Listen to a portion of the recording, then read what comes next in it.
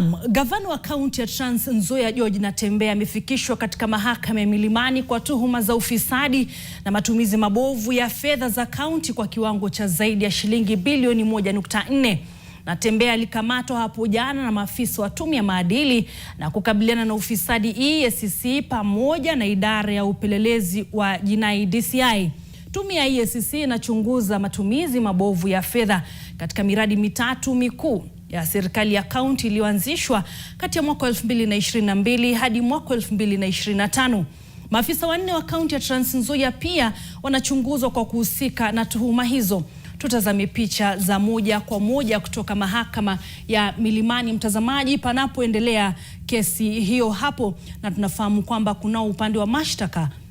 na vile vile kunao upande wa gavana huyo wa Trans Nzoia George Natembeya, mtazamaji, na kumbuka awali upande wa mashtaka ulikuwa umekataa kukubali ombi lake la kuachiliwa kwa dhamana, lakini ndio huyo tunamuona hapo basi na wakili wake ambaye ni Ken Echesa hapo wakiwa kizimbani ni katika mahakama ya Milimani hapa jijini Nairobi, pengine wakisemezana mawili matatu. Kumbuka mtazamaji, George Natembeya alitiwa mbaroni hapo jana na ilikuwa baada ya zile shamra ambazo zilikuwa zimeshuhudiwa katika makazi yake rasmi katika kaunti ya Trans Nzoia,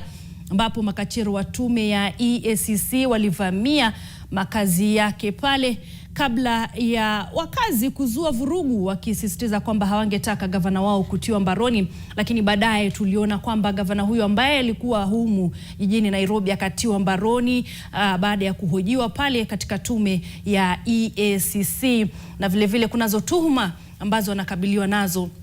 zikiwemo matumizi mabovu ya afisi, mgongano wa kimaslahi na vile vile uzinduzi wa baadhi ya miradi ambayo inatajwa kuwa ama kukiuka zile sheria za uzinduzi wa miradi.